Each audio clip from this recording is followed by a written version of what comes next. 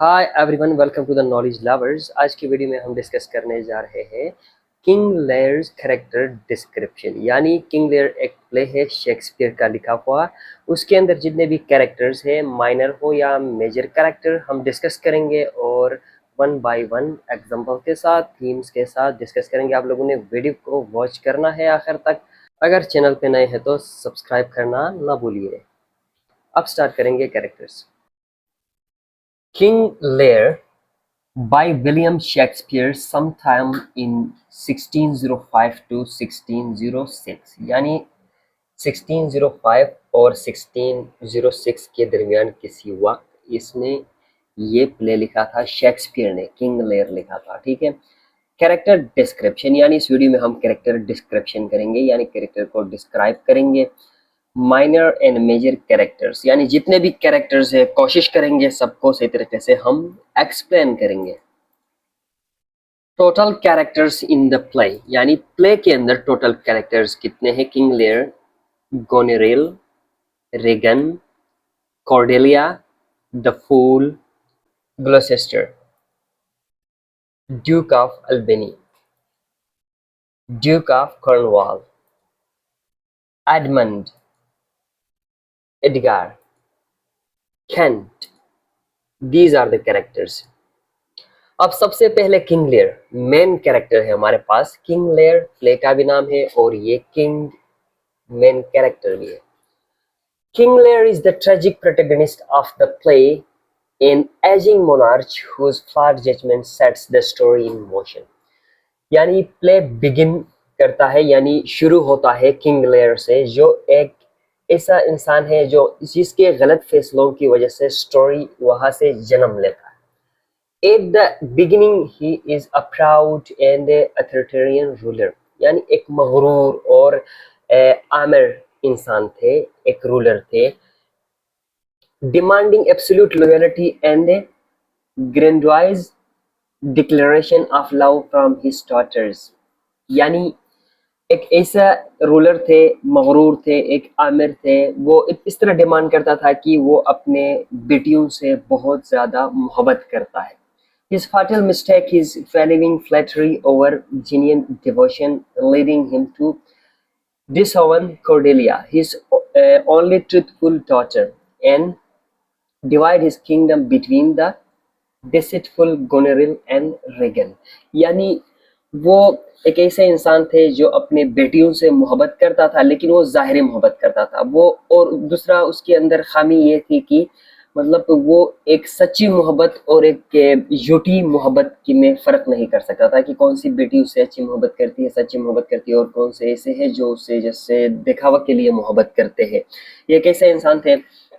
उसकी वजह से उसका उसकी जो सच्ची बेटी थी, यानी उसे मोहब्बत करती थी, सच्ची मोहब्बत करती थी, वो उससे जुदा हो गई।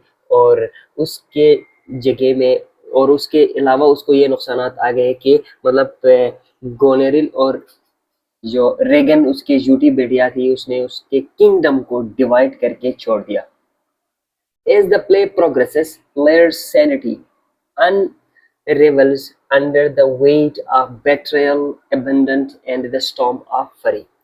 मीन स्टोरी के मतलब जितना आगे कंटिन्यू होता जाता है उसमें फिर ये होता है कि उसके सुकून जो है, उसका सुकून जो है वो ख़त्म हो जाता है। धोखेबाजी उसमें, उसके अलावा उसमें बुराइयाँ, ये सारे उसके साथ आ जाते हैं। कौन करते हैं? उसके अपने लोग करते हैं, उसके रिश्तेदार करते हैं। तो उसकी अपनी गलती की वजह से फिर ये उसको सामना करना पड़ता है। His madness however brings him profound self awareness।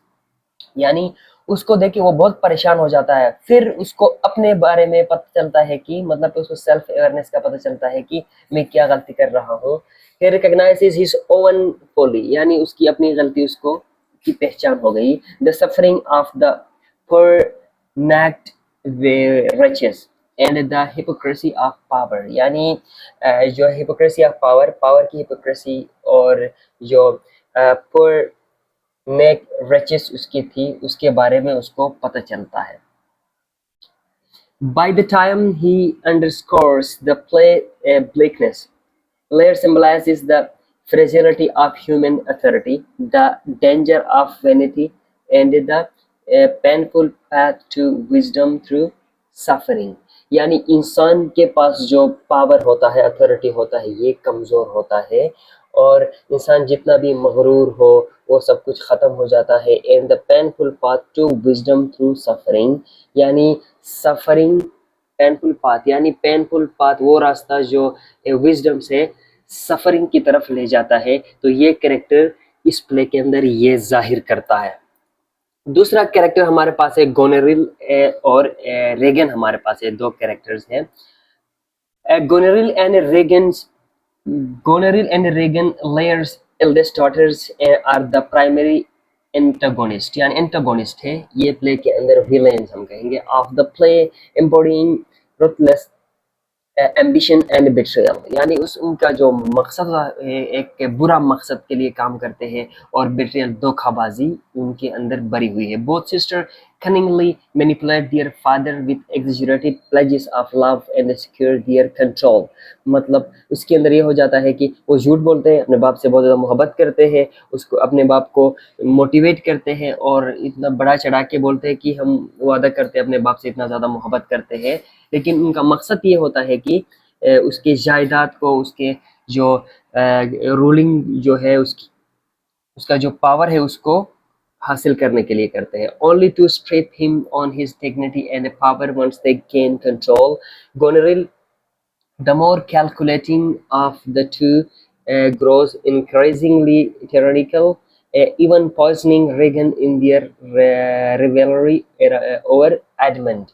यानी ये दोनों जो है बहुत ज़्यादा, उनको हम कहेंगे कि पॉइजनिंग है, और ये दोनों अपने हस्बैंड्स के साथ भी मिल के ये करते हैं। एक के हस्बैंड जो है अच्छा होता है, दूसरे का उसकी तरह ही होता है, फिर इसी तरह स्टोरी आगे चलता रहता है। Regan, equally cruel, delights in violence, as seen when she aids in Gloucester blinding. Their marriage to Albany and Cornwall respectively further highlight their lust for dominance, या dominance पावर के लिए वो फाइट करते हैं। Regan's alliance with Cornwall is marked by brutality, यानी वो दोनों जो है हस्बैंड वाइफ बहुत बुरे थे, ब्रूटैलिटी उनके अंदर पाई जाती थी। While Goneril contempt for Albany reveals her disdain for morality, यानी दूसरा जो है अल्बेनी जो है ये एक अखलाकी थे, यानी उसके अपने वाइफ के साथ उसकी नहीं बनती थी, वो फिर वाइफ बुरी थी, वो अच्छे थे। इसी तरह उनका क्या हो जाता है आखिर में जाके, their mutual destruction. Goneril suicide after poisoning Regan serve as poetic justice, यानी आखिर में जाके वो सुसाइड करती है, illustrating how unchecked ambition consumes itself, यानी बुरा काम का अंजाम बुरा ही हो जाता है, आखिर में जाके इसका रिजल्ट ये निकलता है। ये कैरेक्टर ये जाहिर करता है इस प्ले के अंदर। कोर्डेलिया थर्ड कैरेक्टर है। Cordelia, Lear's youngest daughter, stands in stark contrast to her sisters as a figure of integrity and unconditional love. When Lear demands a public declaration of affection, she refuses to engage in empty flattery, stating, "Simply, I love your majesty according to my bond, no more nor less." Her honesty enrages Lear, leading to her banishment, but it also establishes her moral charity।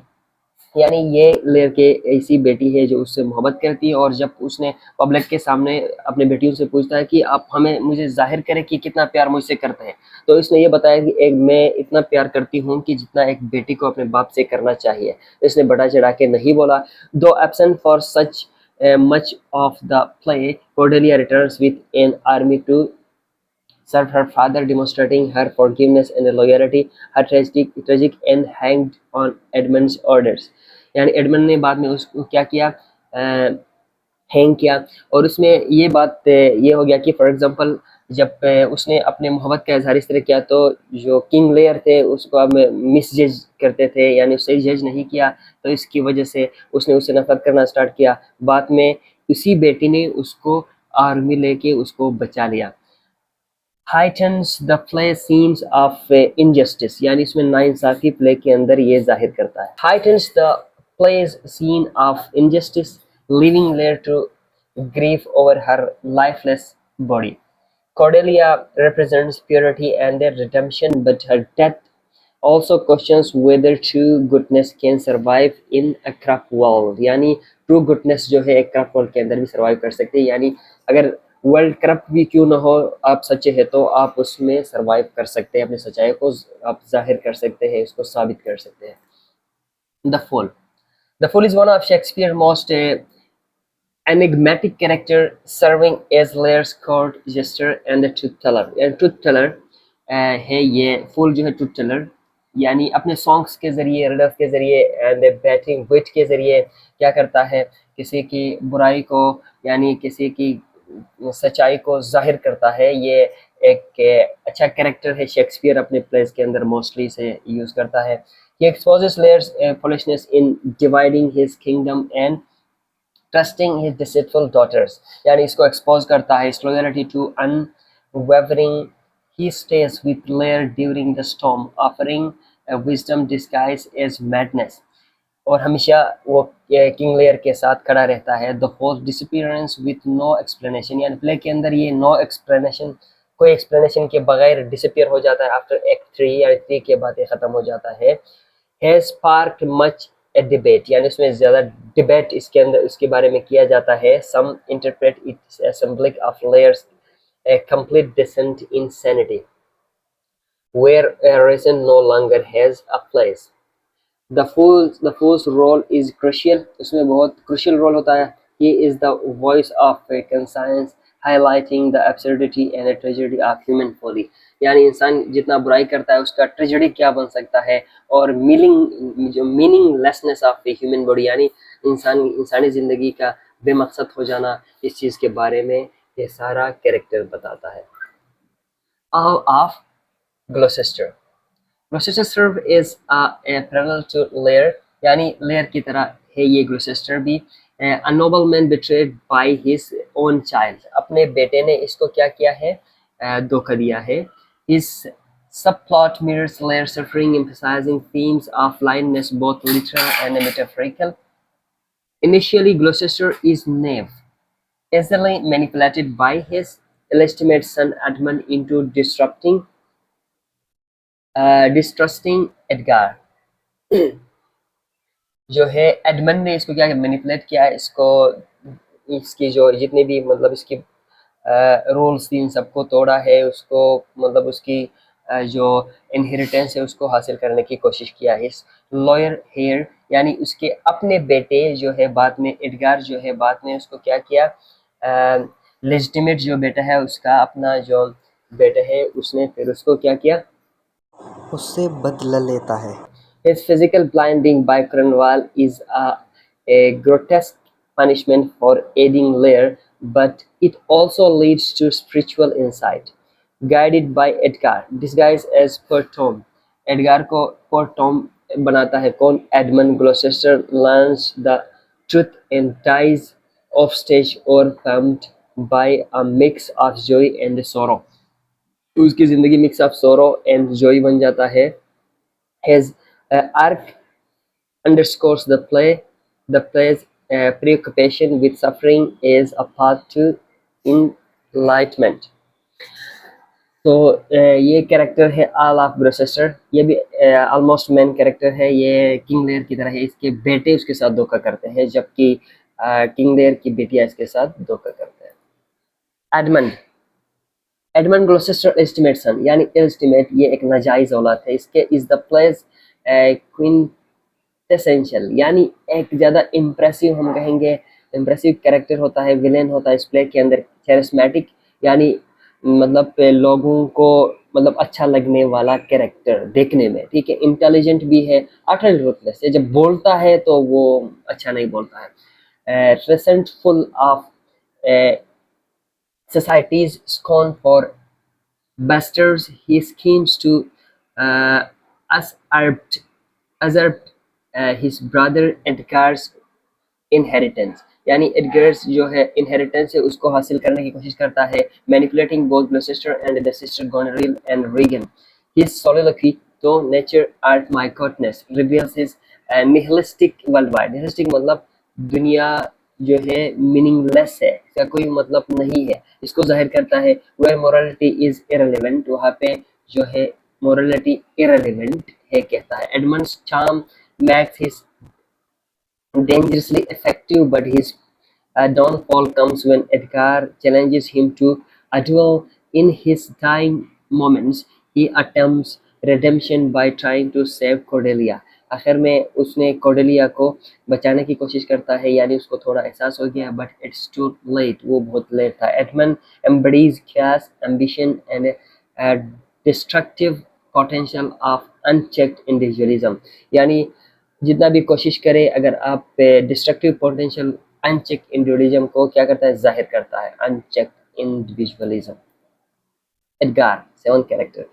Edgar Gloucester legitimate, उसके मतलब अपने औलाद थे, ये सच्चे औलाद। Undergoes one of the play's most dramatic transformations, यानी ये प्ले के अंदर एक ट्रांसफॉर्मेशन में जाता है, ये अपने जो है डिस्गाइज करता है खुद को। framed by Edmund, एडमंड करता है इसको। he flees and disguises himself as poor Tom, एक poor Tom बन जाता है। a mad beggar, एक beggar, मांगने वाला बन जाता है। his performance as Tom filled with a airy ramblings mirrors Lear's madness, suggesting that sanity is a fragile construct. sanity क्या है, एक fragile construct है। एडगार, fragile means कमजोर। Edgar's resilience shines as he guides his blinded father and later defeats Edmund. Edmund को बाद में हराता है, restoring moral order. His journey from naivety to wisdom, यानी inexperience से ले जाके wisdom तक कंट्रास्ट करता है ये इसकी experience. Edmund's villainy, positioning him as a redemptive figure, एक redemptive figure को जाहिर करता है ये। Yet his survival at the play and flees hollow, emphasizing the cost of justice in a brutal world. Kent is Lear's most loyal follower, ये एक loyal follower है, embodying steadfastness in world of betrayal. Banished for defeating Cordelia, he disguises himself as Caius to continue serving Lear. His bluntness and courage make him a foil to the sycophant surrounding Lear. Even in the storm, he remains at Lear's side, protecting him despite the king's decline.